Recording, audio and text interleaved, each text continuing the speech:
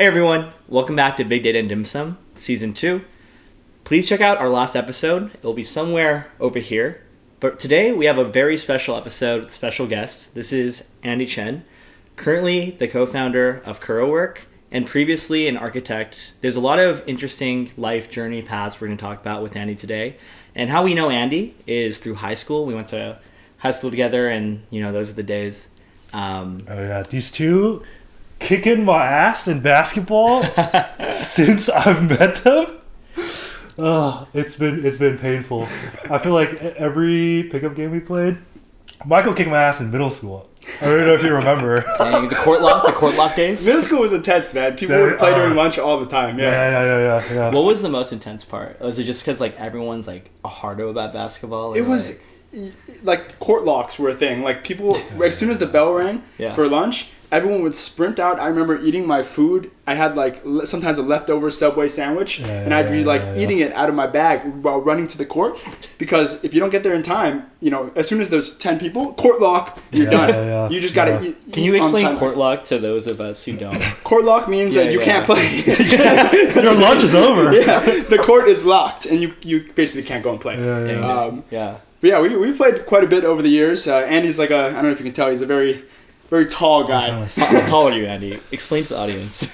Just 6'4". It's not too bad. What are your stats? Just 6'4". At 6'4", 20 points a game. Yeah, there we go. 10 assists. You got every rebound, though. Every time we played pickup at high school, yeah. I try to block those memories out, dude. It was fun. It was fun. You block those shots, man. Sure. Do you remember the football time chat? The one where we it was a lot of people. It was the one with 30 people in it, and then we would play basketball chat, right? after college. Remember when we used to play and it was 20 people? I would just show up. You didn't know it was going on. No. You were in that chat. I'm pretty sure you were in the chat. I'm pretty sure because you were at every time. You showed up every time, bro. I was just 2 minutes away, and I was always there. I was you saw people. Yeah, pretty much. Where y'all going? I want to play. Yeah. Those are good games, though. Those are solid. Those are solid. Because it was also kind of like a mini reunion in the sense that it's people we hadn't seen. Because in college, I feel like you're so focused on your day to day. In college, you're studying, you're doing orgs and stuff. That I didn't really catch up with a lot of people from high school. When we played basketball, I feel like that was common thread. Oh yeah. Everyone's hey, pull up to arcade to hoop. Yeah. We're all there. It was great. Yeah.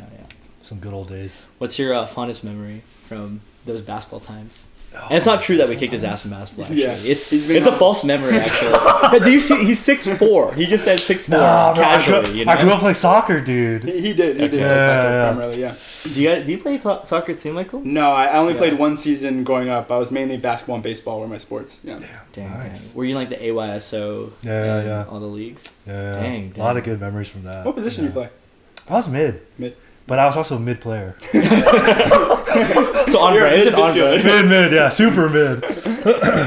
They saw you and they're yeah, we're signing him that. Dude, it's one of the most embarrassing moments of my life where they put me in a goalie because I started to get big. Yeah. And I was just scared of the ball coming to me, and then it went through my legs one time. I was like, bro, this is safe for me.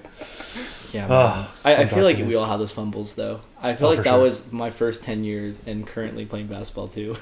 Missing open layups. Yeah. But also when you're tall and as probably somewhere around puberty, you're lanky, right?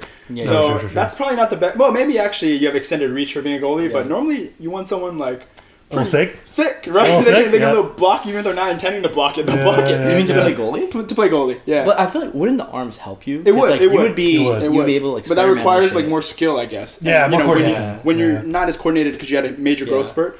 But you were always, that might be it. Yeah. Because I feel like you did have a growth spurt. You were tall in middle school, but I think you had a crazier growth spurt in high school. At some point, yeah. Dang, when was your growth spurt? And how tall did you get from? He definitely was 6 foot in middle school. Yeah. Dude, I think it was somewhere in there. Yeah. That would have been crazy, yeah. Yeah. I think it was somewhere in there in high school. Yeah. Because at least my opinion, because I met you first year of high school, I already knew you as the really tall dude. Because I would see you around and I didn't know you yet. But I remember, oh my gosh, it was a throwback. I think it might have been thing way back. Oh, sure. And I think that's where I met you and a lot of the people you guys went to middle school with. But I remember I was like, this dude is fucking tall. So that's my memory at least of when the growth spurt might have happened. Yeah. It's probably in high school, I think. Yeah. I think so. Yeah. Yeah. Because actually, First Ave used to have those 3-on-3 tournaments that Mr. Rod would put on. Yeah. Yeah, I remember those. It was like a school-wide or I guess grade-wide, depending on what grade you were in. Yeah, it was a pretty big deal though. Like a lot of the Hoopers played. Yeah, that was like the biggest thing I feel like for at least like either the year or first half of the year. It's just so much bragging rights. Bro, yeah. Yeah, I was my first year I played, I think I lost to team in the championship. Oh, dude. I was so mad, but the guy who like he took the tallest people and just said, "You're on my team." You're on my team. I was like, "That's like his recruitment strategy was just like." And they're just some big old motherfuckers. I'm like, this is just, dude. Like, what was the size difference? But are you talking about? I mean, is it like Warriors versus think of like a 6th grader, and these guys are probably like 5'8", 5'9" as a 6th grader. Yeah. That's crazy, right? Dude, you guys were that tall? Dude, no, you guys were above. Darren strong. Darren's tall. Bro. And as well, like they were on Ernie's team. They were both tall. I forgot. Damn. Yeah. That was a goated. That was a Ernie's goated team. 6th grade team. Yeah, and like, you know, in 6th grade I was like 4'6", right? And probably like, you know, maybe 4'7". So we're like, I got you, bro. It's easy. And then the other guys are like, I got no answer because I think it was Hubert. Do you remember Hubert? Oh shit. Yeah. He was on my team. I don't think. And then Sean was on my team. Oh, and none of these guys were like crazy tall, so it was we had a quite a big size disadvantage. Right. It was fun regardless. Dude, it was great. It was great memories.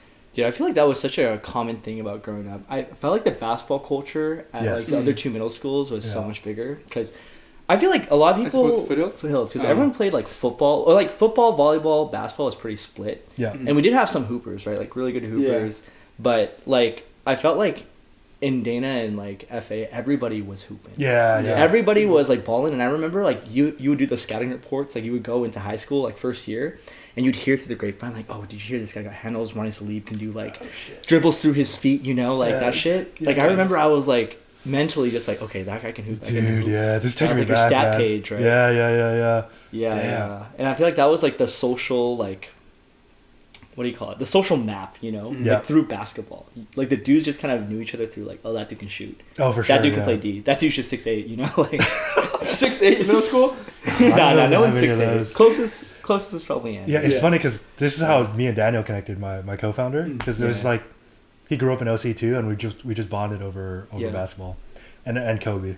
Yo, dude, Kobe. Yeah. R.I.P. man. If you're an Asian dude and you're from Southern California, chances are like, it's pretty likely that you like basketball. Exactly. And worship Kobe. Like it's it's pretty much a given. It's like the easiest way to make friends, man. Yeah. You show up in a Kobe jersey and Kobe's like you're like, hey, anyone want to try to be friends now? And they say that's why sports are so important to follow. It's like universal, right? Like, and I think basketball is universal, especially in this community. So it's a common thread. Yeah. What do you think draws like a lot of like young Asian dudes to basketball though? Because I feel like it's a universal thing. Like in that segment you mentioned, like even Bay Area and like SoCal Asian guys love basketball. Like, what do you feel like draws people to? Because obviously we're all talking about like bonding over this for the past like 10 minutes about like how we grew up playing, we knew each other through basketball. Yeah. I don't know.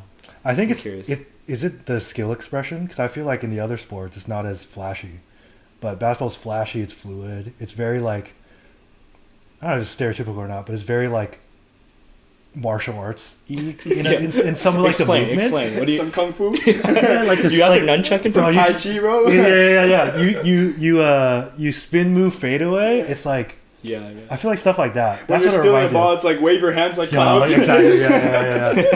At least that's what it is to me. That's what it is to me. I think that could be it. One other hypothesis is perhaps it's like, you know, basketball is really big in Asia and China. So perhaps like, you know, our ancestors like really like the sport. And then, you know, they grew up watching it and following it. So then when we grow up, you know, we're also exposed to these sports. Just, you know, if the Lakers are on the TV when we're growing up, we're just like, hey, that's cool. And exactly. it becomes, you know, part of our day-to-day, you know, hobbies, just watching sports. So yeah, that could be for it sure. too. 100%. Totally get you on that. I guess another thing I was thinking about while you guys were talking is like, in addition to the cultural like connection to it, I think it's also what community sports there are. Because like at Arcadia, there's like AYB, there was like the YMCA league, and there were like just places where you can play organized basketball and soccer. Like I remember every kid was doing like AYSO because soccer, basketball were like the huge things there, and I think it shapes people to do those as well. Because like there were people who played a lot of basketball. There were a lot of courts at every school in town, so true. That's probably a lot of it as well. Yeah. Availability. for sure. Yeah, and I feel like it bonds you to this day still. Like, I mean, that's something we still do. We still hoop. Oh yeah. That's something we were talking about actually offline. We were like, we need to revive that chat so we can get those like 5-on-5 like fun rotations going with like crazy. Yeah, it'd be better than a high school reunion. No offense. True. It is a high school reunion. Yeah. Now there are people that I like will see or like maybe not see in person, but just be like, oh, I used to play basketball with that dude like a long time ago, like growing up. You know, I wonder how they're doing. You know, like there's so many of those people, so it's just quite interesting to think about. Yeah, for sure. Yeah. I agree with you. What kind of basketball player do you guys think you are? Like, what's your technique when you guys play? Dude, everybody. I feel like I should when I try to work on stuff, I try to work on being a guard because that's what I actually am. I feel like when you extrapolate to like actual players, but everybody's trying to get me to just sit under the rim and then just play center. Yeah, use your height, man. Yeah. I think that's pretty common though. What happens is like, I think when you're a basketball player and let's say you're like 6 foot, they put you as a guard if you're actually in a competitive league, where you know everyone else is like that height is like the minimum, like maybe 5'10", 5'9" you can get away with. But then some people have a growth spurt, like what happened with Anthony Davis, right? He was a guard and like he grew up playing guard, and all of a sudden he had a major growth spurt, and they're like, all right, now you got to play like big man. That's why he hates playing center, I think, because he's just so used to, and he's got the handles and all the moves for as a guard. He just he shot. It makes you so powerful though. Once you have that like height and size, but you have the handles, you have the touch around him. And the dangerous part about what people I guess did to you is like if you just keep shoving you into the paint, and you know you grew up only to be 6'4" and you only know how to become a center. You try to play basketball, they're like, all right, no, we don't want you to 6'4". Exactly. You're small, bro. They're trying to punch you outside, and you don't know how to shoot. You don't know how to do the fundamentals of like a guard. So that would suck, man. If you're trying to box out dudes who are like 6'8", and you're like 5'10". I only knew how to play center, man. And you're just tiny in there. Dude, sort of like that. When I was at school my first year, because Syracuse is what I did for my first year before I transferred. D1 school and Carmelo. Parents didn't really understand any of NCAA at all. They just knew it was a really good basketball school. And then I signed up for an intramural event with some of my friends. And then I told them, hey, I'm playing a tournament this weekend. And they were like, oh, no way? So they turned on the TV to look at the NCAA game. They were looking at me on the bench. I was like, no way. What are you talking about? What the hell is this? No, you see, pan up into the bleachers. That's me up there. Exactly. I'm there watching. Yeah. In spirit. Yeah, it's so funny. That is funny. Oh, that's hilarious.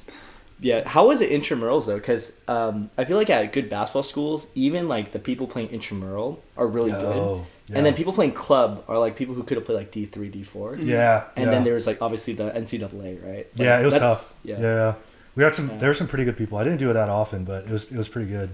I had to get stitches the time I played because I went up for a block, and then a smaller kid came up to me, and then his head came up on my chin. I fell, and then I thought it was bad, but I didn't know how bad it was because a girl came over and like looked at me and then kind of like screamed and left because it looked like someone had like cut my head. Yeah, because the blood was like going this way. Oh my gosh, it's crazy. What ended up happening? Like, how did it bleed? Like, it was just like something sharp. It's like one of those like head injuries where it's like your eyebrow or something where it's like it just bleeds a lot. I think it was just one of those. Like from the impact. Yeah. Whoa, that's crazy. Was that the worst injury you've had? Like just playing sports? Dude, my heart broken, dude. Playing sports? That's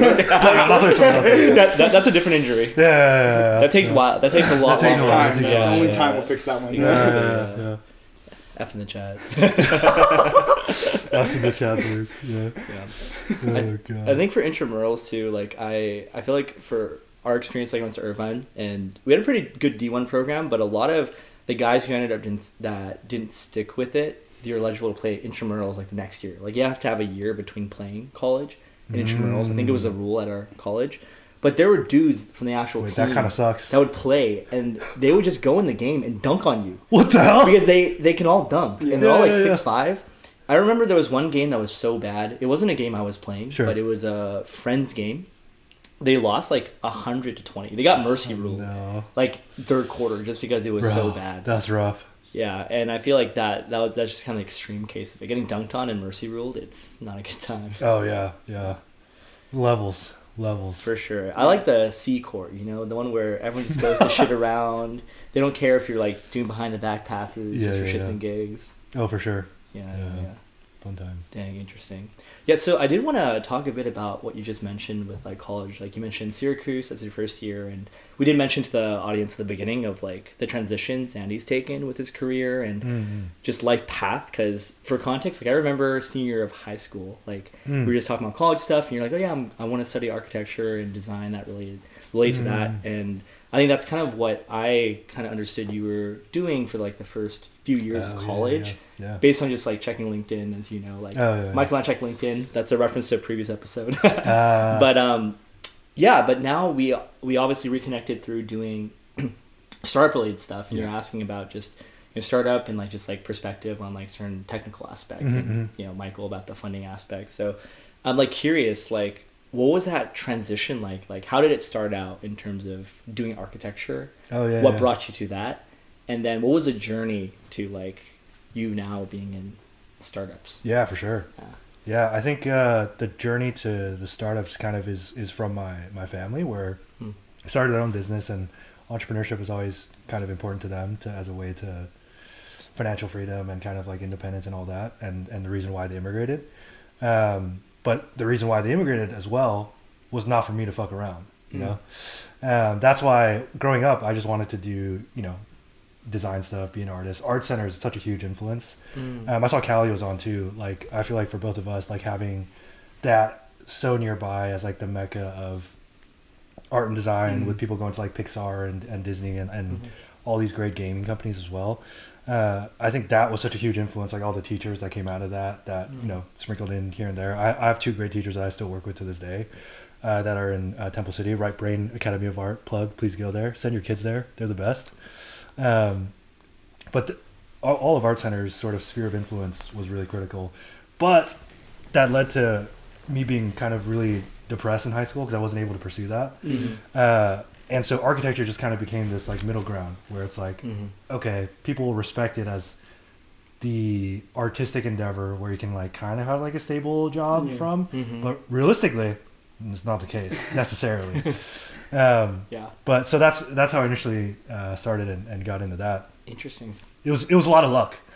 Syracuse was the only architecture school that took me, and I'm very thankful that I did my first year there and not anywhere else, because I think a lot of the other architecture schools, they don't really prepare you exactly that well, necessarily. But Syracuse does extremely well to teach you how to be an architect. Way? Like more like for the job, on the job stuff, theory. Sort of, yeah. I talked about this with a friend the other day where we both on the national rankings, Syracuse is around like 4 or 5, somewhere around there, always top 5.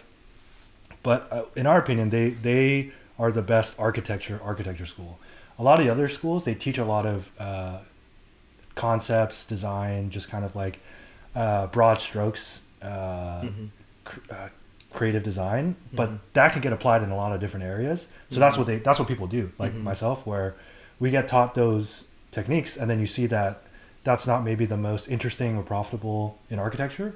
So you go elsewhere. You go to like you can easily apply 3D skills to gaming industry. You can apply it to marketing, film, animation. So kind of sexier, industries. Architecture, more flashy. Exactly, yeah. And architecture is just so slow moving and low pay, surprisingly enough. A lot of people think that it's like, oh, it's like stable, it's great. You can make a lot from it, but that's much later on in your career. Like, you got to grind to like 40, 50, 60 when you have like a portfolio and like credibility. And then the whole time there, you're putting in all this time and effort. That's like the same as like, you're putting in the same amount of like training and getting like your license and things like that, like a lawyer or like a nurse, but their pay is almost always better than yours. And then the later stage career progression is much better as well. But on the architecture side, it's just like you're grinding for not as much pay, and then more work at the end if you want. So that was one of the main reasons to transition out. Yeah. But architecture itself was a great program. I think it really prepared at least me well to transition into product design, because it taught you like I said, like high concepts, how to design things, just how to generally make things work for users, and then took that and transitioned into tech. But it was a lot of that. It was like frustration with the discipline itself and sort of like the competition for it, and then little bit of seeing skills being able to be applied to another industry that's a little bit better. Yeah. That's really interesting. I actually didn't understand that whole like process for architecture, because I think I also had the understanding that like if you do architecture, like, oh, you can make good money with it. Oh, sure, get sure. certified for it, because I know it's like a lot of tests, right, to like get License. certified to be an architect. Yeah. And then after that, like, is there a reason why there's like so many years from that point when you get certified to like being credible enough to make those big bucks? For sure. I think it's purely like years on your face almost as a credible person to talk to and like put money in. For example, like if you're doing a new house, personally, I wouldn't want to be putting it into like somebody who look like as young as we are, you know, because that's just kind of, you're just kind of asking for problems, and people's homes are just something that like you hold so precious. You just want someone where you can look at like years and years of projects and experience that you can go back to and say, oh, okay, they'll do like a good job, like somewhere in this realm. So that's why I think it's a little bit frustrating if you're like, you're looking at your peers who are like in tech or in, it's, you know, it's purely like the project life cycle. Architecture projects, especially if you're trying to work on cooler ones, they're taking long periods of time. And then they might get axed too. Like the billionaire who like requested this project might just one day decide, don't really want to do it anymore. Yeah. And then it's like a couple years down the drain. Even with contracts, or they just pay the fee to cancel? They just don't need it anymore. Yeah. So is that more specific to like residential architecture, or is it more so like on the commercial level as well? Yeah, it can be on every single level. Like right now with like commercial real estate, if you were working on like a you know, $1 billion tower and commercial real estate is just up in the air, then it's like, I think I talked to somebody about it recently where they said, yeah, a lot of our contracts are on pause because they don't know what's going to happen, especially with interest rates. Yeah. So that's also the thing with architecture I've heard and noticed is that it's quite cyclical too. Yeah. Like highly dependent on whether people not want to build, right? Want to build or not. And that's like the reason why there may be like lulls in business. So Yeah. It can be tough. Yeah, and there's such a strange disconnect too, where it's like the closer you are to the development side and the money and the financing, the more you make. But the further away, like the architecture side, you're just getting kind of breadcrumbs. But you're delivering a lot of the value. So it's like, it's always been like a value problem of like them not being able to recognize the value that or fight for it. And now people are used to just like, oh, we just pay architects, you know, this small percentage, when that could be the difference between like Rockefeller Center versus you know, a tower that you can't name. Yeah. Like a big gap in the quality. Exactly. Yeah. That's very interesting. Yeah. Interesting. Like, so I guess a question on that is like, you know, early on in your career you were working a lot doing architecture internships. What were those like? Like, do you feel like you got a good idea of like the skill sets, the thought process you need to like work on these huge projects, and like if you could talk about it, like what were those cool projects you were able to those are super fun. I think I specifically sought out an internship with Gensler. They're like the biggest architecture firm in the world, but I've always believed in finding experiences where they have the infrastructure set up to teach you something. So Gensler is set up where they have a great internship program where they have a lot of mentorship and a lot of they give you, what I was looking for was the intern project, and that was something that I knew I wanted to put in my portfolio. And since then, it's helped me get a lot of the jobs afterwards, where I don't think typically people treat it as important as it was to be in my team. But we were one of the only projects, I think, in the company's history to ever be nominated for a design award internally in the company. So it was really rewarding. But it was just a testament to the team and Nye's effort on that. And it was for the Mexican American Cultural Center in Austin. Cool. And that was super awesome. That got me my job out of school, and then I assume that also got me my Tesla internship as well, because I don't think many people get to work on that at that scale. So that was super fun. But Tesla was also an interesting one too. It went from like a big project in Gensler as well to just even bigger. The scale of Tesla is just insane.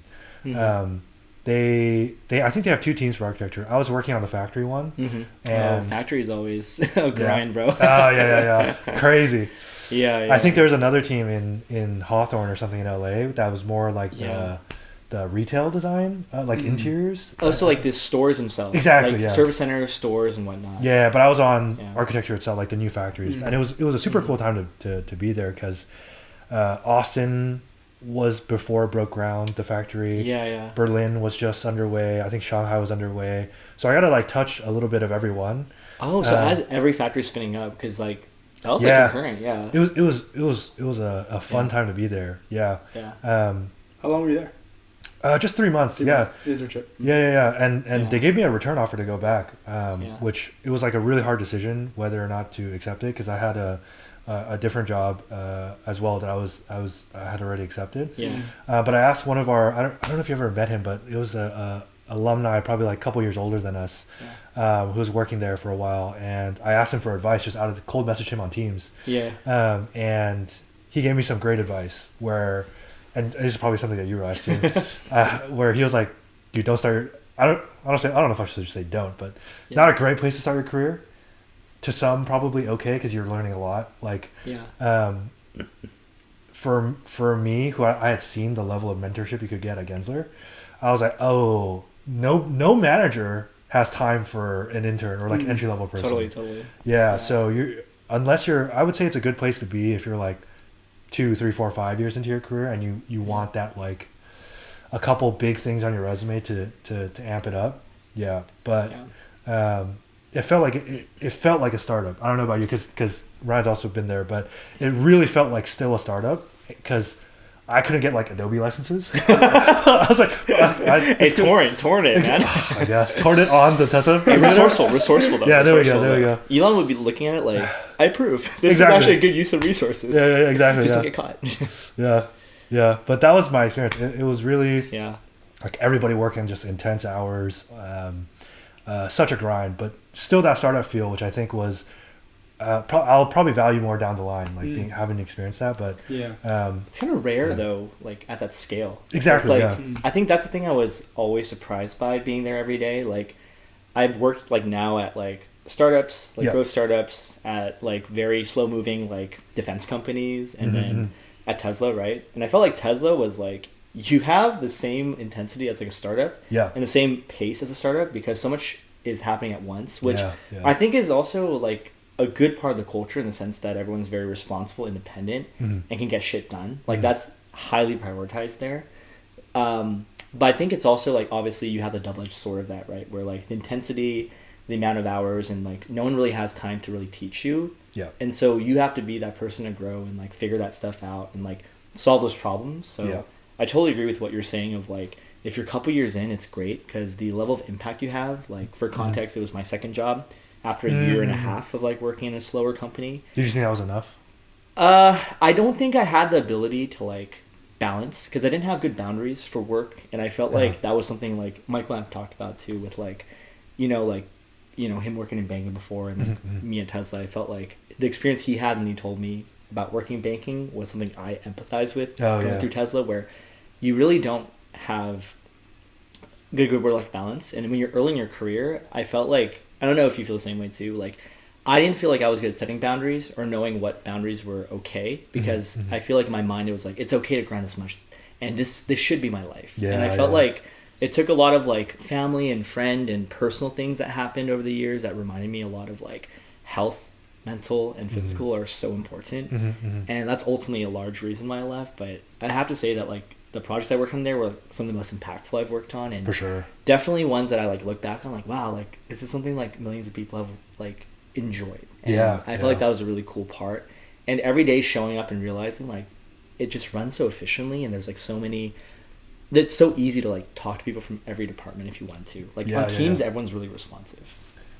It's like I think at a lot of other larger companies, people get siloed, but I think because it's so kind of crazy and hectic there, and people are really dialed in to some degree, even if they're kind of burnt out, it is easy to make things happen. I think that culture is important, but maybe not at that level of that degree. Well, it really depends on just what you're really looking for at that stage of your life. Right, yeah, for sure. Because for some people, like that high growth, like really steep learning curve is what they're looking for when they're in their early 20s.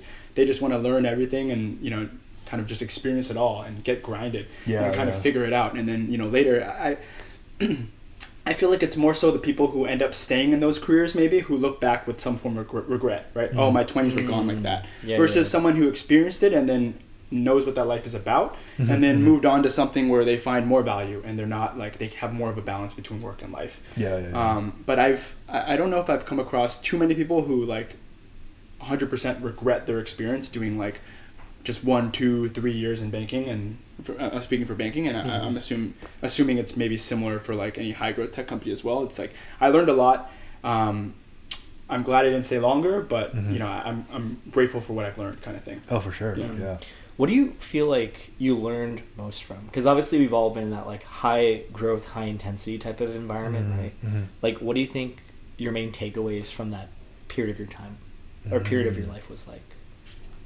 I think most importantly, what I learned is like more so on the stress management front, because you're going to have to deal with stress at all times, and you're going to have an elevated stress level just 24/7 because just the possibility of being on call all the time.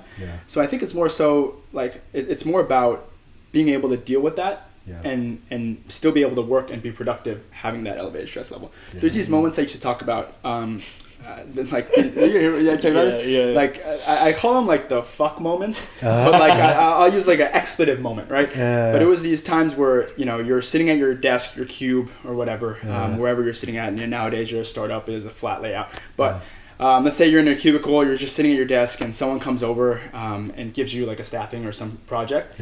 You turn around, they give it to you, you don't know what the hell they're talking about, you turn back to your desk and you go, like you have no idea, like expletive, you have no idea like what you're gonna do. And it's more so about like dealing with that and being resilient as a result of dealing with that, like learning, okay, I don't know what I'm supposed to do, but I have faith in myself to manage my stress and be able to figure it out. I know someone who maybe knows someone who can help me get to the answer. And I have faith in myself to get things done. And I think that's important. What you learn to do is just become like an executioner, just being able to execute on certain tasks and being able to get projects done regardless of how wide the task is. And if it's, you know, necessarily out of scope, you can still like put your best foot forward. And I think that's something that's, you know, falls within the realm of like building resilience in a very stressful work setting. Do you think it's the same comparing SF banking versus New York banking? I think it's different, but it's I think New York is probably more of your traditional Wall Street culture, but I still think banking is banking. There's a lot of times, and this is kind of the toxic part of it is, maybe not the most healthy part of it is that being on, like, let's say you're an SF, being on the West Coast and banking, sometimes you have a chip on your shoulder because you get compared to like your New York counterparts, and you're like, oh, these guys are cranking all these hours. You're like, oh, I'm gonna one up them, and I want to work harder than my New York counterparts because they think we're soft out here. We show up to client meeting. We don't actually show up to client meetings in jeans, but I'm saying show up to work in like a polo and jeans, and that's okay. Versus you're in a suit and tie in New York, you know, every day of the week. So it's different culture. It's a different culture, but you know, you mimic the clients you have, and like a lot of tech clients in SF are, you know, they're very laid back. Oh, you can't come in. They got kombucha on tap. Like any place they got flip-flops everywhere. Kombucha on tap. Any place that has that, you're like, you can't take this place seriously.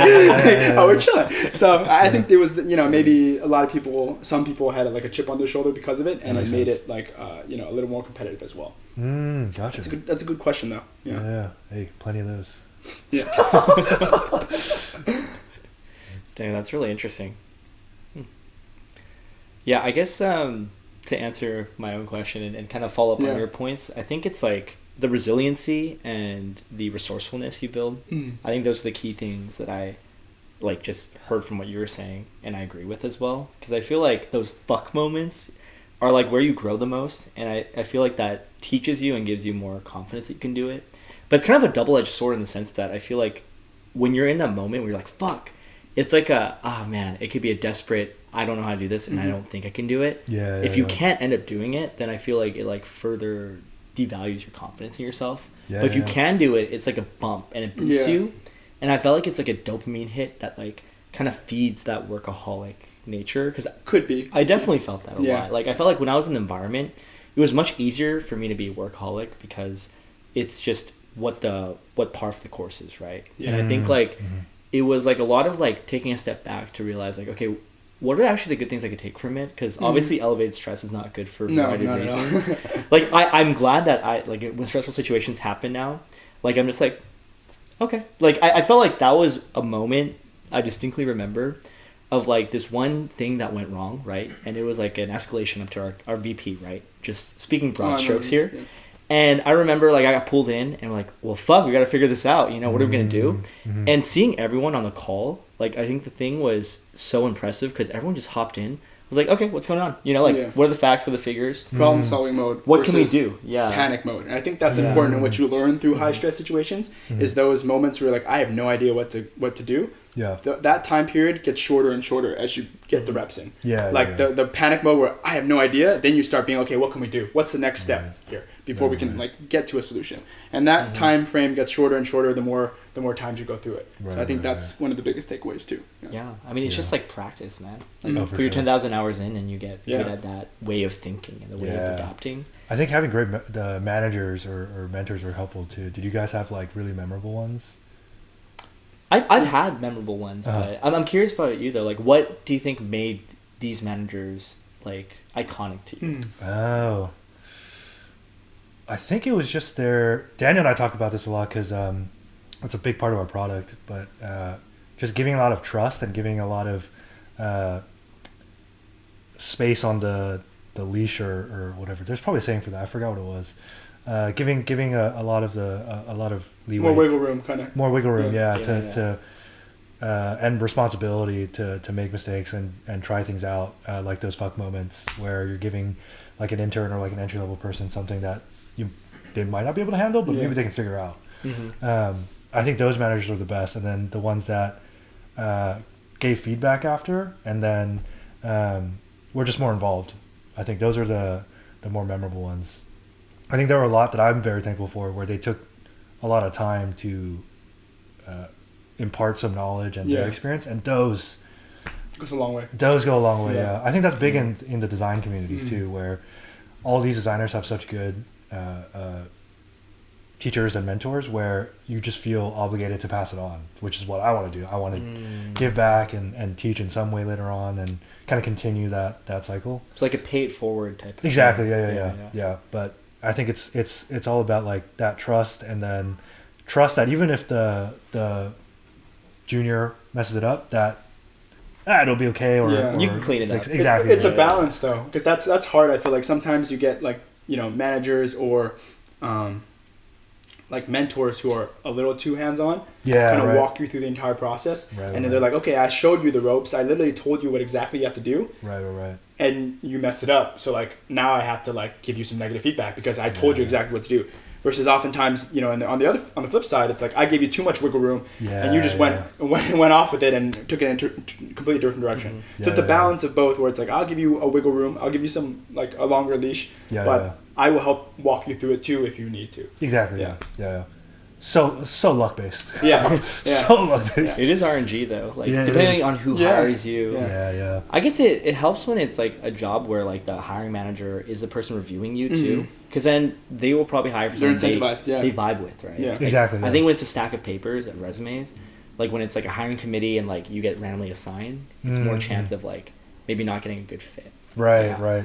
Oh, I spoke to somebody about that recently where they were asking for portfolio help, and similar to what you're saying, where it's like sometimes there's a disconnect between who you get hired by and who's on the team, and having been in hiring, it's so interesting. You have so little time that literally there is like seconds that your profile's on the screen for me. For designers, I think they get a lot of not quite the right feedback. Because not many designers necessarily have been in those shoes of needing to hire, but then needing to go through like thousands of applications. Like maybe they see like the end like 10 top best candidates so they can give them more time. But when you're going through like thousands, you gotta have a system where you gotta be fast, or it's just you don't have much time. So in those cases, I think too many people are given the advice that like things matter, like story matters, like formatting things this way matters, or like telling the story of this design, like this product that matters. None of that does. It's like purely value in like 2-3 seconds, and like trying to be on as much of the same page as the hiring manager as possible. Because too many people also, I don't know if you guys have seen design portfolios or like resumes. No. They try to do too much. But there's too much information for you to review even. Not even. It's even not, before that, even before reviewing the information, if it's a different format and I need to take an extra 2 seconds to understand it, it's already cut. It's hard. Yeah. It's hard. So then, how is there a way to convey the fact that, hey, this is what I'm about in 2 to 3 seconds, and it's like in a format that you understand, but also show you that I have the potential to do something else? Oh yeah. Because that's difficult to surmise that into like 2 to 3 seconds. It's pretty difficult, I'd imagine. I think so. The advice I gave the person was to, and I think this is hard for entry level people because it's something that you learn through working, so it's like chicken and the egg. Yeah. But it's linking your experience and your work or your designs to some kind of business metric. You know, if if purely this button, which often reorganizing something on a website can help increase traffic or increase sales conversions, you take that metric as part of your own. Exactly. And somebody doing that instead of somebody explaining to me like the whole brand story behind like the aesthetics. I care less about that because so many people can do that. Results driven. Exactly. Results driven will get you through the hiring manager and then most likely hired, because that's what they're focused on. That's true. Sorry. Yeah, I think that's one thing I realized a lot too, being on the other side. I feel like it's one of those things where you think like, oh, you know, I just got to use buzzwords. I just got to say the things they want to hear. But oftentimes it's like, do you understand why you're doing something, and do you understand how to measure it? Because I think it goes back to that thing of, if you actually want results, like everything that the business is measured by is numbers, right? Your financials, right? And everything leading up to that is like how efficient you are, which can be measured in numbers. Like, I think that's one thing I've come to really like form as a habit, right? Like when you like, even as like an employee now, like writing out like the things I'm doing and how they translate to metrics. Exactly. Because you want to be able to show like, not just like, oh, I did this thing that was important. Okay, by who? Who said that? What's the percentage? Like, there's so many questions after you say, I did this important task. And I think that's something a lot of like college students, and myself included when I was in college, fail to understand. But that's what you're saying of the chicken and egg problem. Like, you don't really have that because you need to get experience to get impact. And it takes you a bit of time to even realize, oh, I should be optimizing for quantifiable impact. Exactly. But at least starting to think about that is important. Totally.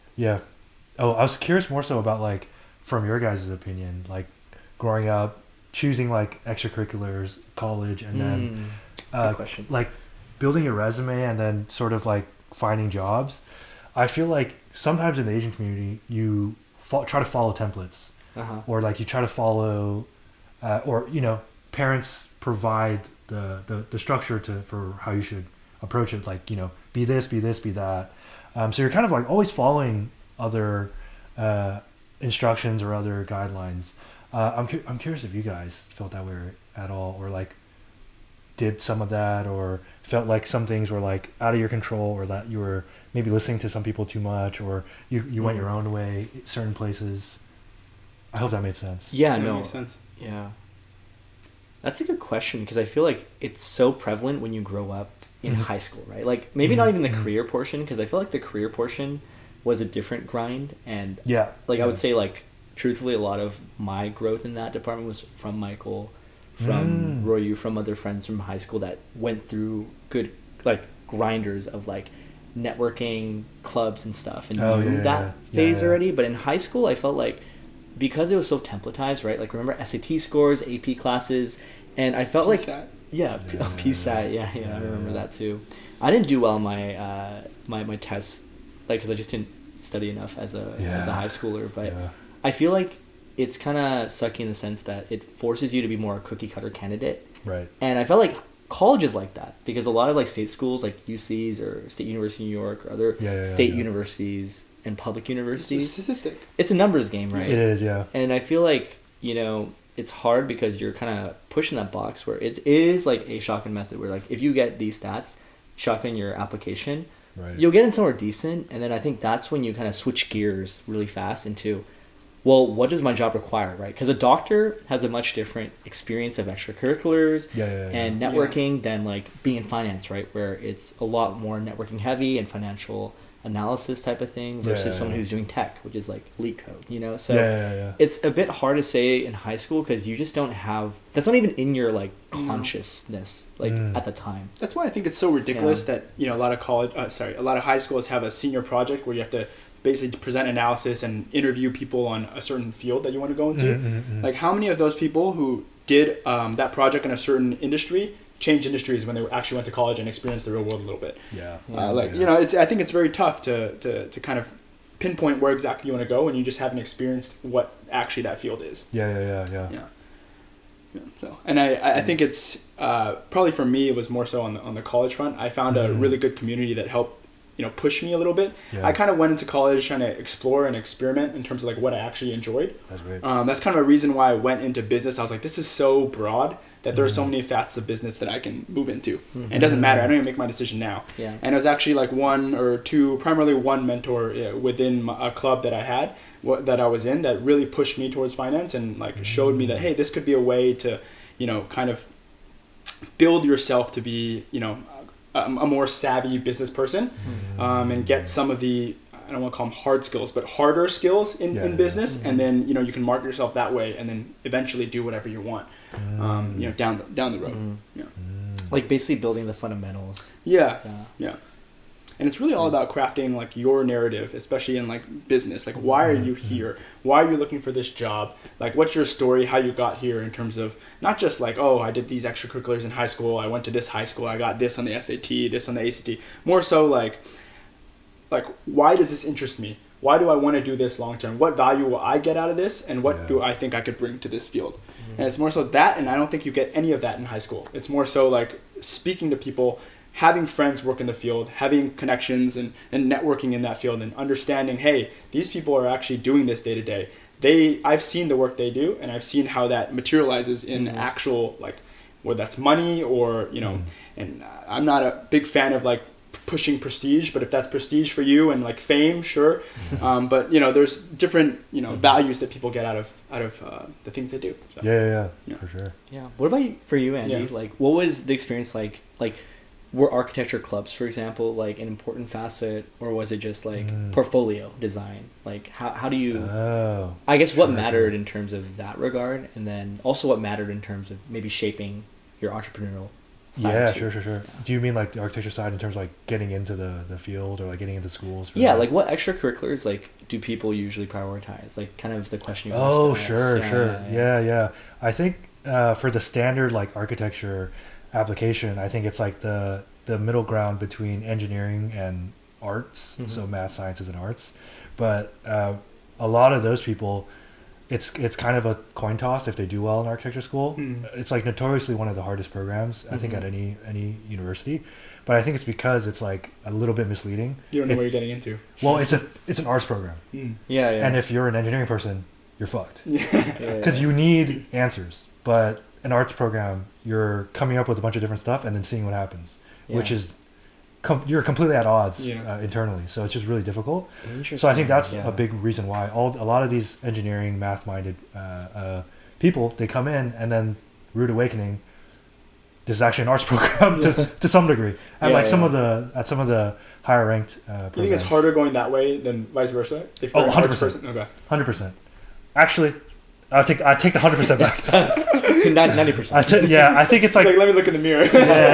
I think it is easier. I don't know about 100% because the technical side probably is difficult for the artistic person to wrap their head around. But the artistic person can get away with a lot of like a little bit of the bullshit that you can get away with in art school, where it's like you throw some stuff together and it's like, oh, this is kind of stupid, but it's like mildly interesting. I think it's interesting because I think when I was growing up, because I did so poorly in high school, I had to find a different way. So I think I went hard in the direction of like, because my stats no longer were up to par. It was either Syracuse or I was gonna go to like UCR or like I think PCC for civil engineering, and I probably would have just hated my life. So off to Syracuse it was, but thank God it worked. So and then I think from there, it was like, oh, okay, maybe just go 100% into design. Yeah. Like, I failed a bunch of classes in college, and then I still transferred. And that was purely because of my portfolio. So I think there's a value to not going for stats, and then, like you said, going for things that you like earlier on, and that makes you a more interesting candidate, I think, in a lot of ways. And you're working on skills earlier, but that's so hard to sell to Asian families. It is because it's like the moment your GPA starts dipping, like they got like stock watch on it. They're like, oh, I've seen it's like 10% down today. Exactly. Yeah, it's rough. Yeah. I'm so thankful. My parents fully almost like gave up on me. I feel like at a certain point, they were just like, we tried. Yeah. It's tough because it's like you don't need to be in the classroom. Like in high school, you just need to be building your portfolio. Like you don't even show up. You don't need to show up to class. Right? That's the secret. Yeah, it's a secret. That's the secret. It is. If you spend your time wisely and do it on things that are productive. Exactly. Like if you were, even if it was Minecraft, if you were deep like coding mods or something. You sell that shit, bro. Market the shit out of that. Yeah. That's better than anything else you could have spent your time, like SATs. Mom, Dad, I'm getting a 2.0 for the next 4 years of high school, but in 15 years.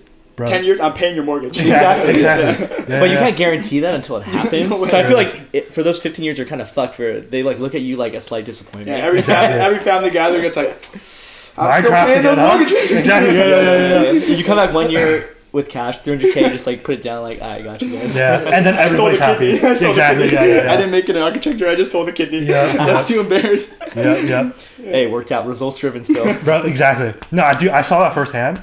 We got to Syracuse. We bought like 2 sweaters, and then when I transferred to Cornell, my dad dropped like a band on merch. He's like, all right, now I'm proud. Exactly. It's so funny. It's so funny. You guys just walking around Arcadia like, yo, you know Cornell? Oh, dude, yeah, sorry. It was so funny, man. Yeah. He swapped out the license plate immediately. It was like license plate. He's got the hat. He's got the sweater. Exactly. Yeah. Gotta rep the brand, man. Be supportive. It's the conditional supportiveness. Exactly. There we go. Only if you're successful. Exactly. Otherwise, that's going in the trash can. They're lighting it on fire. Exactly. Yeah. It's always half in, half out. Exactly. Yeah. No. Actually, I was curious on another topic that I think you touched on it a little before on the hiring front. Yeah. I'm curious to pick your brain on kind of that transition from working in architecture to kind of and then working more so becoming a manager, becoming an executive, learning how to like manage and hire people, and like what have been the biggest kind of challenges on that front. And any anything you can tell us or the viewers that we might be able to glean from your experience. Oh sure, yeah. What are the primary challenges? Is it more on the hiring front, as you mentioned? That's the switch of the mindset, or what do you? Yeah, for sure. If it's helpful, like I don't think I added in the context from before of how I got that position and how I got there. So I quit my job in the construction industry, and then was working on ideas for a little bit and was building one. But very quickly I got to the non-technical founder issue of, do I code or do I partner up with somebody to do that? But then luckily a friend of a friend was working on a startup, and this was at the height of the crypto and metaverse projects. So they got a lot of funding. I treated it as essentially getting like micro acquired to do essentially the product I was working on then for them, which was loosely hiring and like sourcing people. They needed to build out essentially like an entire game design company. So I came in kind of like as a test because I'd never done it before, but was interested in hiring people and managing things. So I started bringing on people on the team and started going really well. I think it was really rewarding to learn that side of it, because what I found is through that, any founder, hiring is the most important thing. It's one of the biggest challenges too. With most of the founders I speak to, I'm like, what are your biggest challenges? What can I help with? Yeah. Introduce us to people we can hire. We need good talent. Yeah. I'm so glad that I did that I didn't know how useful it would be, but I think that was probably the most beneficial job I could have worked in preparation to do my own startup. Because for example, we have a great team right now where Daniel runs operations. He's talking to investors and talking to customers, and then I handle everything kind of internally. But often I think a founder, they don't like interviewing. They don't know how to. They like outsource it to like recruiters, and then you just kind of get dilution of like not the right fit. But because I had that experience, and then this is my second time doing it, we got a great team, even though it's small right now. And then it can just scale from there. And then I think in the previous experience, it was super useful for me personally, but tough as well, because we went through both the peak and a big valley of crypto, and I don't know if the metaverse is coming back, but it is with the glasses on. True. It might just be a while. I think there's still Web3 potential. was crazy. Yeah, it was wild. Web3, everyone and their mom was getting funding. Yeah. And that was I think important to see, because we saw the boom, but I also saw like our entire we went from like 5, 10 to 50 in like 6, 7, 8, 9 months, and then we needed to unwind it and then scale back down, and that was tough, because I brought on everybody on board, and I felt loosely. I think there was a little bit too much like stress in terms of like I felt like I had tricked people into coming when exactly there was impending like layoff. Exactly. Not necessarily. We didn't necessarily hire them into a layoff, but like that'd be an yeah. Hey, come here. Hey, find. Exactly. Yeah. So it was tough, but I think really helpful in terms of like starting our own thing. Yeah. And then managing at that scale and kind of scaling that quickly, which I think every startup is facing now, that you're probably seeing, where it's like, we don't do that anymore. Nobody's hyperscaling. Yeah. But I think the fact you went through that is a really valuable skill, tangible actually, you can take to if you wanted to start another thing, or as CuroWork scales, like it's very valuable just to have gone through that. Exactly. Yeah. At least once. Yeah. But I don't know about how you give advice to people wanting to get, and both of you giving people advice to get into startups, but I think just messaging founders and doing whatever you can to contribute to one early on to get experience. People will respond, and they're so busy, they'll just take the help usually. So if you can leverage that into delivering value and then a position, I feel like it's a great way to get your foot in the industry. That's what I've seen a lot and experience firsthand, like, just being able to, hey, I'm willing to help out. Like, I'll grind on your PowerPoint if you need me. I'll grind on your model. I'll make connections. You need to know someone in this space. You need customers. Hey, I might know someone in that space. And it's about like just trying to help and add value. They're not going to like refuse free help. It's free work. It's free and they're work. So busy. It's free work. And I think the tough thing about getting involved on a deeper level is if you come from a non-technical background, as you mentioned, and you want to be involved as like a first engineering hire or on the product side of things, that gets a little more tricky in terms of how to get involved. But in terms of the skill, like baseline you need to be able to build a product. For sure. Yeah, but I think 100%. It goes back to what you're saying, like of kind of like having good mentorship, like early on in your career. Like, we've talked about experiences of like how we've had it. Mainly, Andy talked about managers who like give a lot of perspective and like a pay it forward mentality. I think that's also one thing I realized about like these opportunities where like when you want to get experience, there's like two sides of that deal, right? You can get experience and you can give them free labor, but you also could get a good learning experience, because if you're working for someone who's succeeded in the past in an area you want to learn about, like, for example, marketing or delivering slides for like financial analysis like just tech, like I think that's some of the most valuable experiences I've had too, like working with really talented people and just picking their brain, whether it was paid or not paid, but just seeing how they operate. And I think that like that's probably, I guess, a note to like students who are listening, like good way to get experience, because a lot of recruiters mainly care you have professional experience, which sucks because side projects sometimes can be pretty like intense. Like people put a lot of effort in, but it's not looked at as valuable as like if someone starts a startup and you join a startup that's like 5 people. It's at least still a business and LLC that you can work under.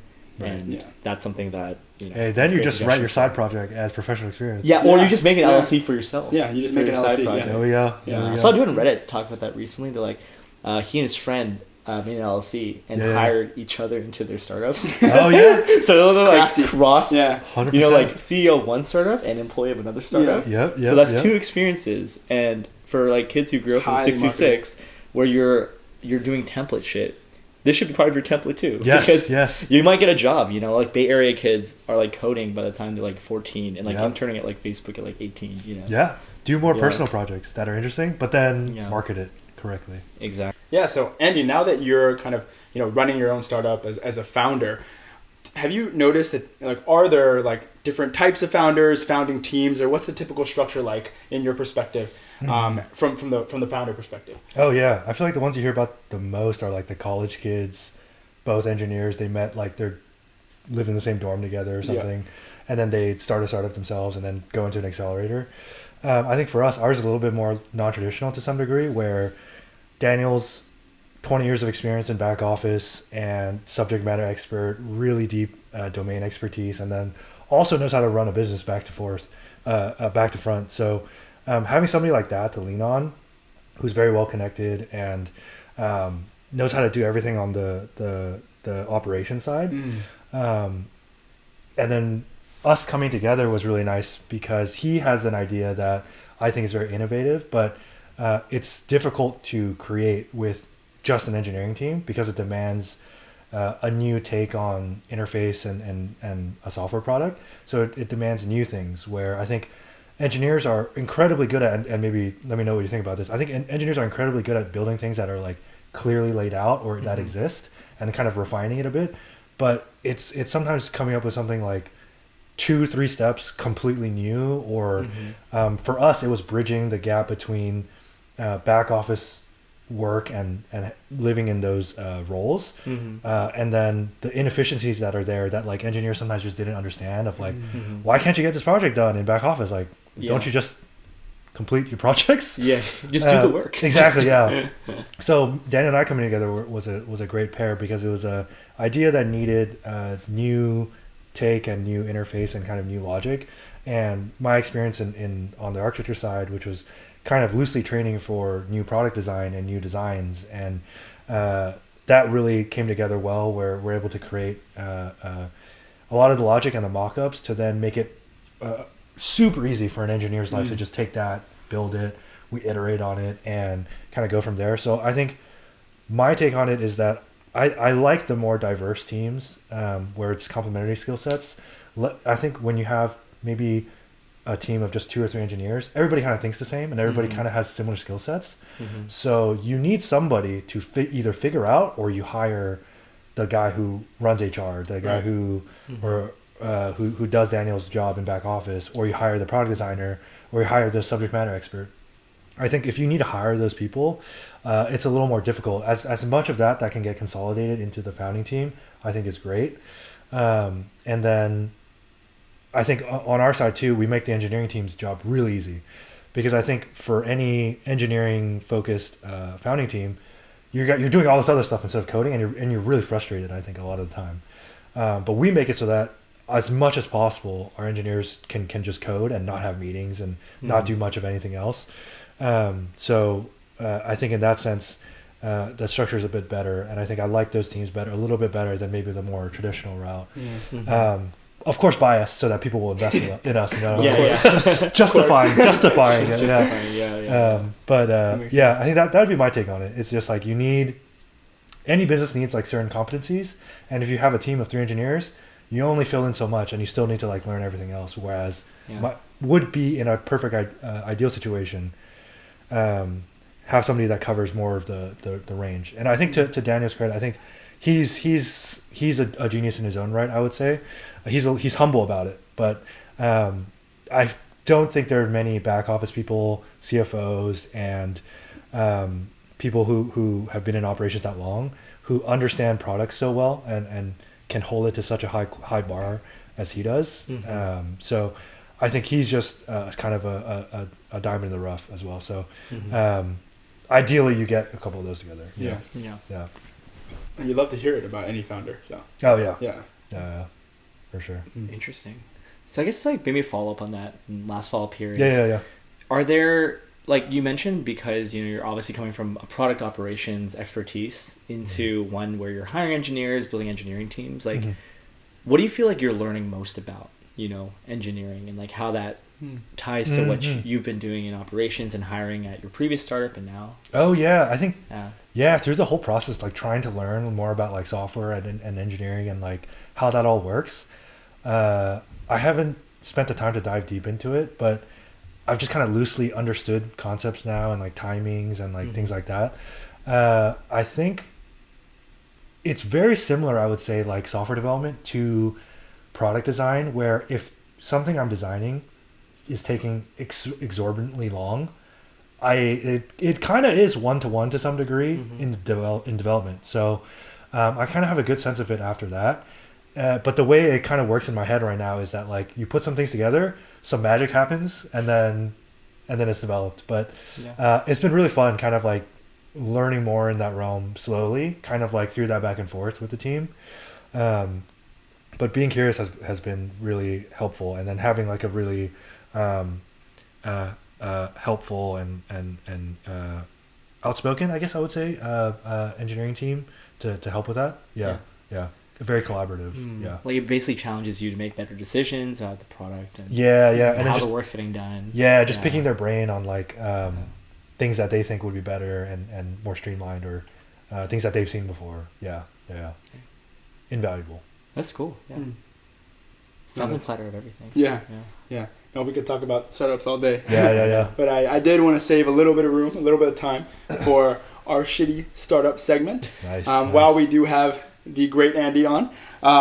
So I did want to, just all this talk about startups got us buzzing a little bit, and maybe we want to talk about. I'm just having fun right now. No, this is where we have a little bit of fun. But you can let us know what you think. This is kind of just in the spirit of design. We're thinking perhaps maybe what would you think of an idea or a startup idea centered around crowdfunding design for something intimate, like the whether that's a tattoo on your body or maybe even broader, like your house interior design. You crowdsource it and actually crowdfund it, so the people who give you the money actually own a piece of the interior design that they help put together. Holy shit, that's a new one. And some Black Mirror shit. Yeah, what the hell? It's super meta, but yeah. You can go even more intimate too. Yeah, exactly. Damn. Yeah, I was like, you can go super intimate, but right. Initial thoughts, takes. That's interesting. I guess my take on it is that's like one of the appeals of blockchain to art is being able to constantly get royalties on anything you sell beyond just like music and kind of like applying that. In like the rare art space. Yeah. Exactly. Yeah. But like masterworks and exactly. But doing that at a smaller scale, I think that's interesting in that respect. I think the functional side of it, of like the interiors, that would be crazy. I think the side of it that works well in like architecture is being able to apply that kind of like blockchain logic of like similar to what we talked about before, where it's like if I'm a good architect and if you hired me instead of somebody who wasn't going to do as good of a job, and I, let's say like, and these numbers, whatever, made up, but I think this good design has the potential to like infinite X like a product like Apple, for example. So, let's say a good design can 100X this like skyscraper's like ROI. As the architect, you just get paid your like 1% of the budget construction fee. Yeah. So it's like, what is that really? Over like the course of like, let's say the building lasts like 200 years, 100 years, you're not getting any of that value. You just get that upfront. Initial. So even like zoomed out to the larger scale, if you're able to, on the contract side, get some royalties from it as the designer, as the architecture team, that would be invaluable. But then it's difficult too, because I think buildings aren't really paying out like every year. It would only be on like exchange of hands. So it would some liquidation event. So in lieu of that, if there was some way to like building dividends or like art dividends, like if you could like slowly liquidate it or something like that in a different format, that or could like be build into the contract that like if this property ultimately goes for rent, we get a portion of those. Something like that, and that's interesting. So there subscription model. That's the best SaaS business. Yeah, it's a SaaS business. Well, no, sorry, I'm not trying to hit a hammer. That's actually quite unique. What you just mentioned of like there may actually be a demand on that front for architects who are looking to gain on the upside because they miss out on that, right? As your experience. So having that ability to do so, and perhaps like I don't know, maybe you can elaborate on this part more. But like, do architects like, are they open to working with other competing architects? Because like, if you're crowdsourcing or like crowdfunding one house's interior design, it wouldn't be just one investor, one architect investing in your house. It could be, right? But there may be like 3 or 4 that want to get together. And I don't know if you guys, share notes or exchange notes as freely as some other professions. Sure. What are your thoughts on that? I don't think firms would crowdsource together. I think on the individual scale, maybe. They wouldn't. It would be more crowdsourcing. I think I had a great startup class at Cornell, and that was like part of like my transition as well. It was a fantastic experience where we interviewed a lot of like founders of firms and things like that. That's a little bit of why I wanted to transition out too, because I saw like how much experience you needed and like how much time they put in, and then the return in the hours. But in terms of like who would crowdsource, there's like a platform on somewhere where I think it's like Fundrise or something. Where you can real estate, real estate. Yeah. It's more like real estate crowdfunding. I don't think people would necessarily crowdfund like an interior design. That would be purely on the client. Like a hotel wouldn't, like a Marriott, they wouldn't crowdfund like a lobby renovation necessarily. It would be for a different project. But I think on the architect side, it would be purely on the contracts and the return, which would be difficult to negotiate because everybody on the real estate side and development side would want it to stay the same. Yeah. So of course they're winning. So exactly. Yeah. Yeah. Why would you want to give up points? You know? What if we like modify this a bit and scope it to like, we were talking about like students that want to get experience, like architecture students that want to get their work out there. We're like, hey, that Marriott is doing the interior design of the rooms. I get a cut of it. It's free experience. It's better than getting paid zero. Yeah. And you get people who are up and coming. And so when you're crowdsourcing, you're getting people who still have skill, but maybe not the experience, but it gives them a shot to like display their work. But also like it becomes like fun in the sense that, it could be just for like stupid shit, like someone's trying to like redesign their rug, like a certain type of thing and certain design. Yeah. So you get like product designers, graphic designers, and also it's not just architects. Yeah. It's like any designer that wants to like just like the fun concept of like, oh, you know what, like I want my shit in someone's living room. There's also like a diversification aspect too, right? If I'm like, all these crowdfunding, crowdsourcing, equity crowdfunding apps out there, you just want to diversify someone. Let's say you're a young professional with a little bit of income now. I don't want to invest in the stock market anymore. I want to diversify. You can own somene's like lamp. In their living room, Their array of lamps. Their array of lamps. You can own their marbling on their kitchen. I think the different idea in there that you guys are bringing up kind of or getting to is sort of what I was building before my previous startup, where it's just an easier way to find and hire creatives like locally and like engaging with local artists or like getting a tattoo and all that, because a lot of it's like in between a networking app and a portfolio app, where portfolio apps are like, or like a Pinterest, it's like way too much about like arranging boards from like disparate artists and aesthetic and exactly. It's like social media at that point. But it's more about like different images. But finding like a specific artist near you is not really their priority of like a Pinterest. So, and then on the other side, the only way to find people locally is dating apps or like a Bumble, like BFF. But they do the wrong thing where they focus all on your face and not the work. So it's like, oh yeah, I want to find a tattoo artist, but like, what am I looking for? I'm looking for the hottest tattoo artist. Yeah. You're hoping they have a tattoo on their face. Exactly. Portfolio. Yeah. Mike Tyson. Hey, show me that work. Exactly. I got a couple trap stamps. So it's like, I'm putting those. Let me see that work. Exactly. It's your move now. How they respond is how it will go. Oh jeez, just hitting them with pickup lines. Like, oh god. No, you understand? I'm starting a business. I'm starting a startup. It's in the space. I'm doing research. Yeah. That's interesting. So there may actually be a market here. It seems like. Hiring creatives. Hiring and then just like connecting with creatives. That's what I was working on before.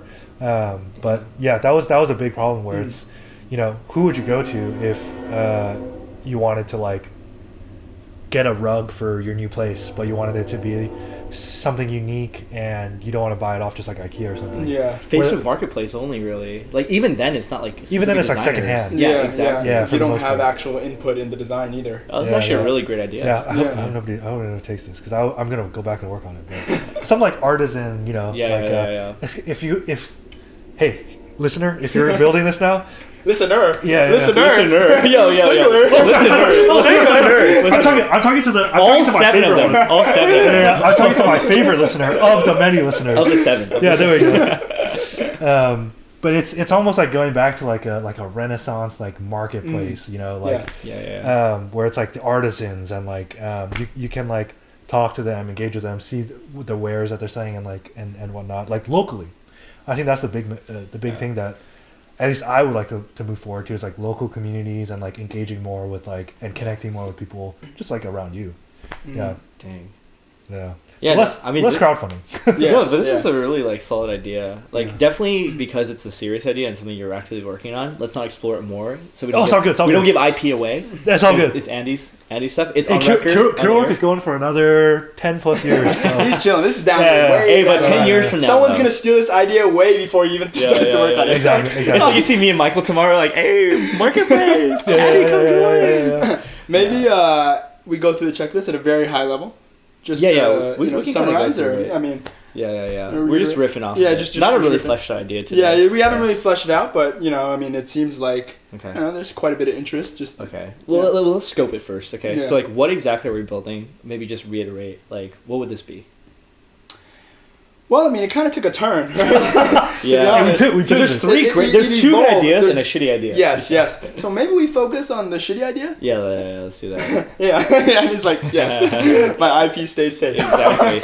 No further IP is being stolen here. So maybe we stick with, I guess I want to avoid the architecture front, right? Mm-hmm. We want to avoid the marketplace front. So interior design. Interior design, and want to focus on crowdfunding your interior design, Yeah. which is a pretty shitty idea. Yeah.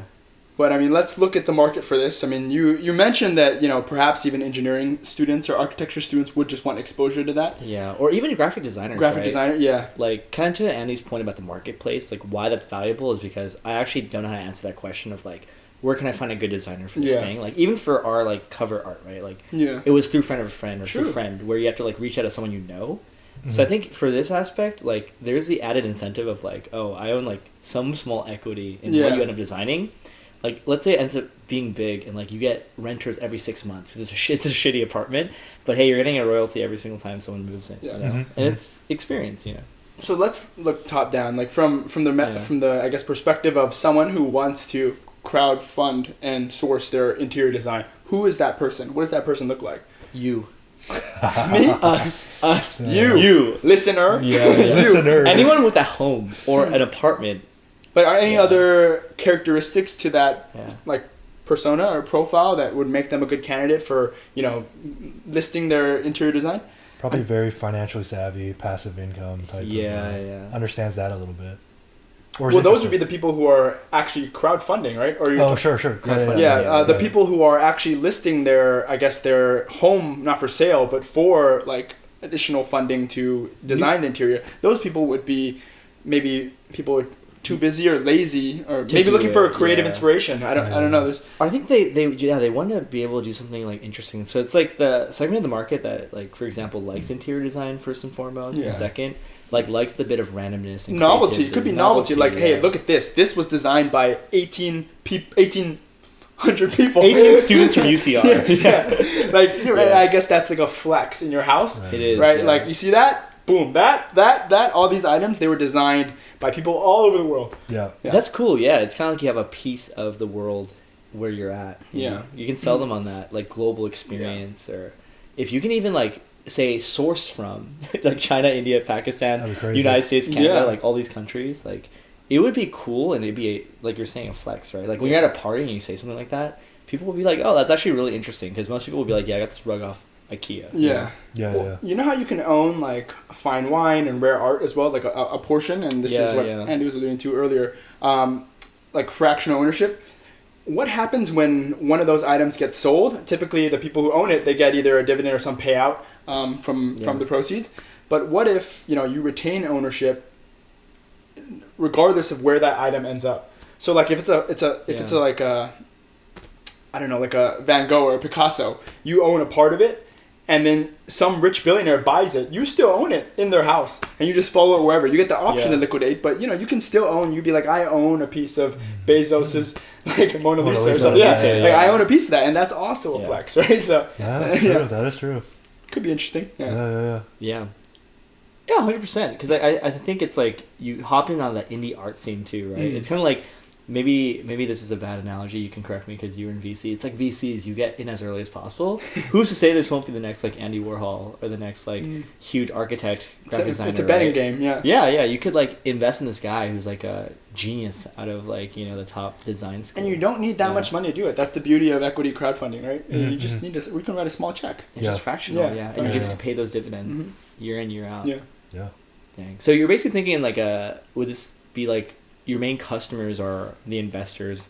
Well, actually, it's kind of a three-sided market. Yeah, right? it could be like just another like crowdfunding app, like a Fundrise, right? Fundrise. But it's specific for interior design. Yeah, you know, something that's very intimate inside someone's home. Like you don't necessarily want to crowdsource these things, but you know, for people that are, you know, looking for that more niche flex, it could be some value there. Yeah. I think really getting people on the like interesting novel factor would be the main play to like get a market here.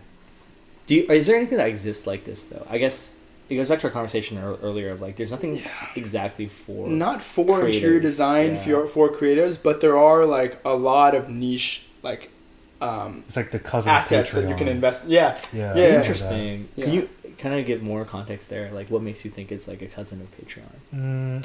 Patreon, you're subscribing to an artist. Yeah. But then you're actually owning.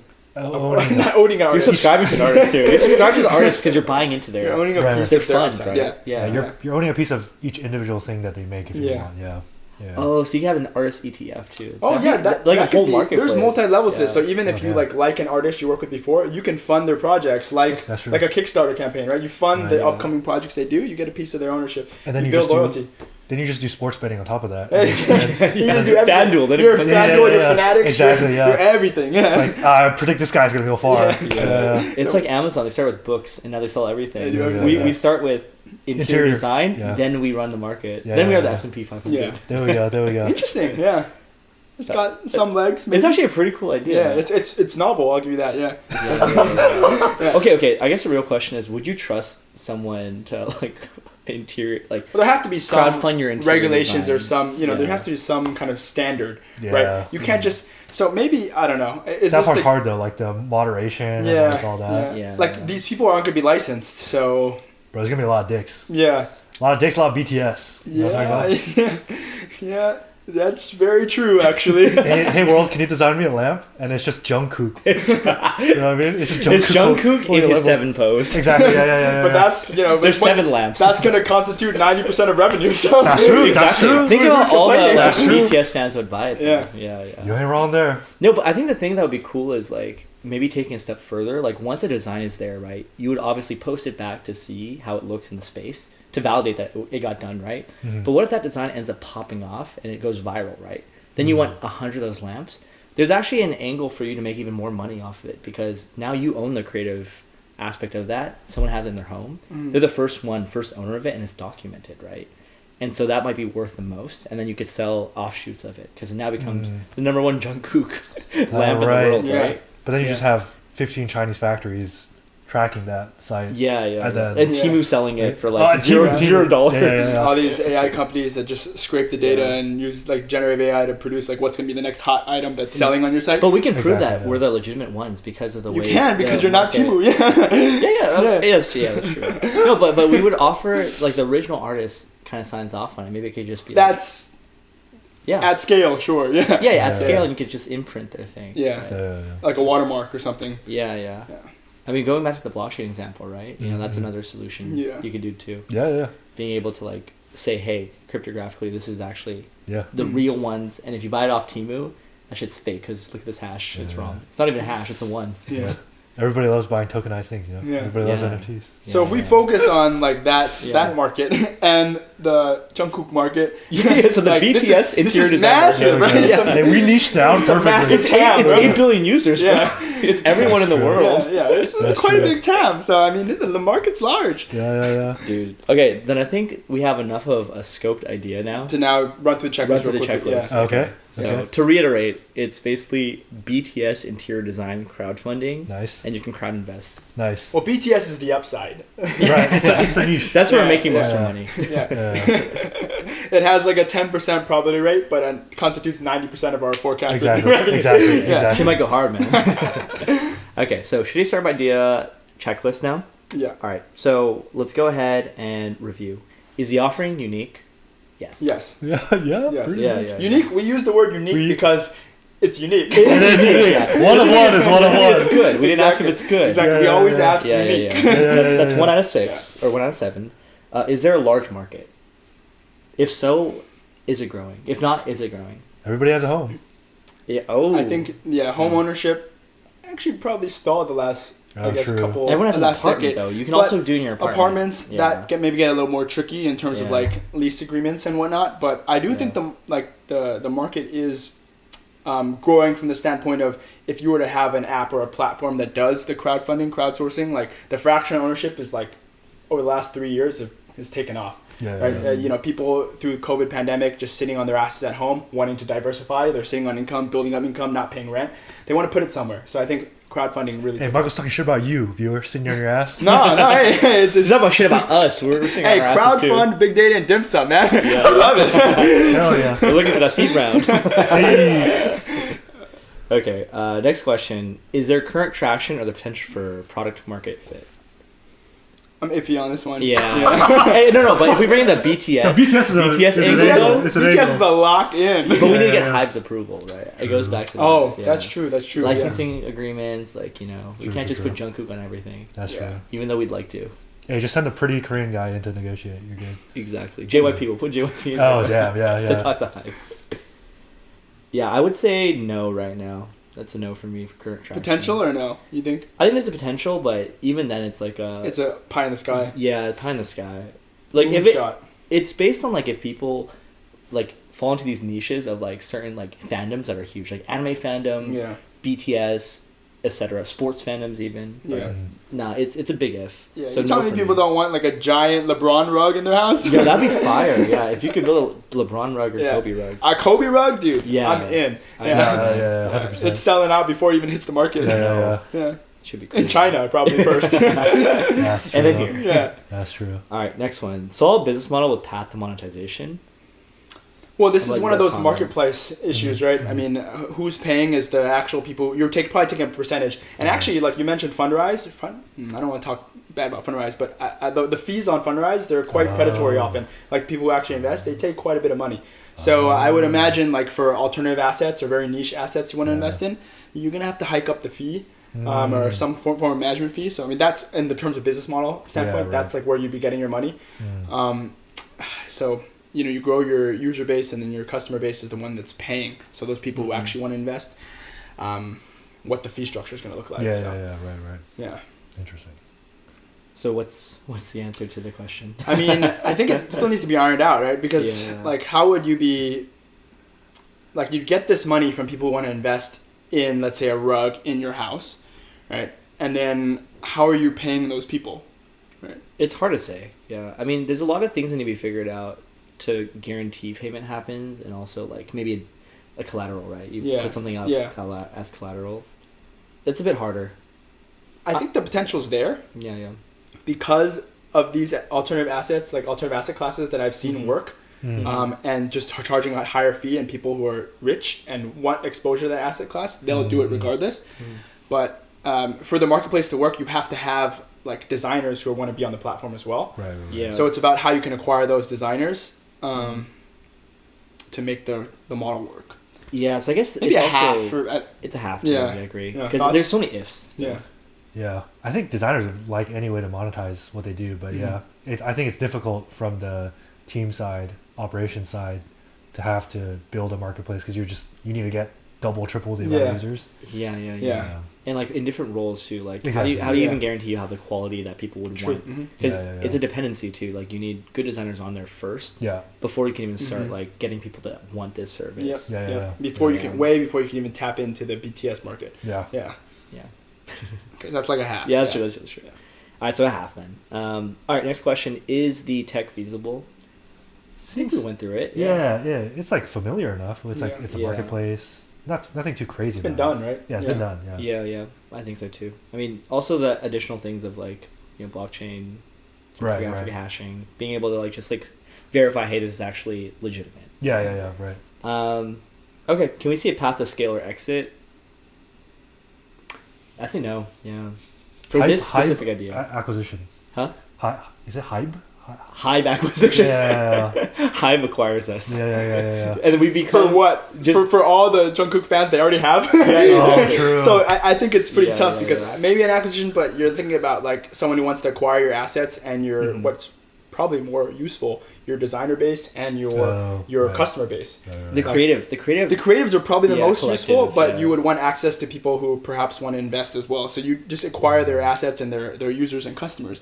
But who would want to do that? I'm not sure. Or this is how you get more BTS fans. These are a lot of people that are also investing in stuff that's like sports, right? It's like, oh shoot, this Jungkook kid is pretty cool, you know, like. Sure. Yeah. Additional exposure. Could be that, but I think it's hard to say the exit. It hinges on the business model and the traction, which we both said were like maybe no's. So I'm gonna say no. Yeah. I'm with you. Yeah, I think it'll be pretty tough. Yeah. Yeah. That pretty much leaves us at 2.5 out of our 6 questions. That was the last one? Yeah. Yeah, 2.5. Yeah. Well, that makes sense. Well, if you thought that was a better idea, if you thought it was a worse idea, you should have got 1 star, 0 stars. Let us know. I thought we had fun riffing this idea. Definitely. It was a good time. Yeah. And so I think we definitely just wraps up our startup segment. Yeah. Yeah. Yeah.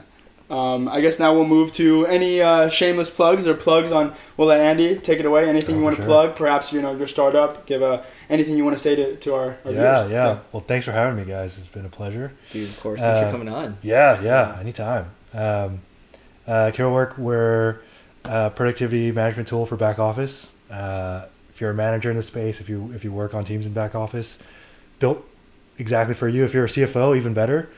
And we just launched our beta. If you're interested in trying it out, please feel free to either message me on LinkedIn or go to our website, sign up for a demo, and more things to come.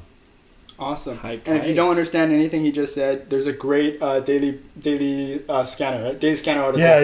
That kind of overviews like what they're doing, what he and Daniel, their journeys, and how they basically got intertwined, and it's a good read. Yeah. Now I guess I'll ask you this question, Andy. You're a guest on our show, and we want to ask you, like, just for their future BDAD viewers or viewers of Big Data and Dim Sum, who would you like to see as our next guest or a future guest on the podcast? And I'm ripping this from all the smoke. I want to give credits where credit is due, but before you answer, like, maybe you can help us actually get this person on. Oh, sure. Yeah, I think the person I've talked to in the past before to work on some projects with would be Brenda Chen. Me and her were both for our year of high school. I think it was like most artistic or whatever. The superlatives. Throwback. Those are toxic, but they're yeah. But she's been doing really cool stuff. She was show director at Wave XR. And they were doing like virtual concerts, Justin Bieber, The Weeknd. And then she went from there to innovation director, or I think design director, something cool title at Nike. And I think she'd be great to have on. I'll try my best to hit her up. And she's in LA too. I think. Awesome. So, no, we'd appreciate that. We love having new guests, so definitely appreciate that. Yeah. Awesome. Great. Thanks for having me, guys. Thanks, Andy. Of course. It was a pleasure having you on, and we always love bringing new guests and shooting the shit. So hell yeah, it's a lot of fun. Definitely. Ditto. All right. Well, I guess we'll close the show now. Yeah. Cool. Well, thank you everyone for listening to this episode with our special guest Andy. Again, highly recommend rewatching this episode. There's a lot of good nuggets of wisdom here, and let us know what you think about the idea of the interior design marketplace. We hope that it's something interesting for you. Let us know if you use it. Or if you don't, tell us why you wouldn't use it. We're just curious to hear your thoughts on it. Let us know in the comments.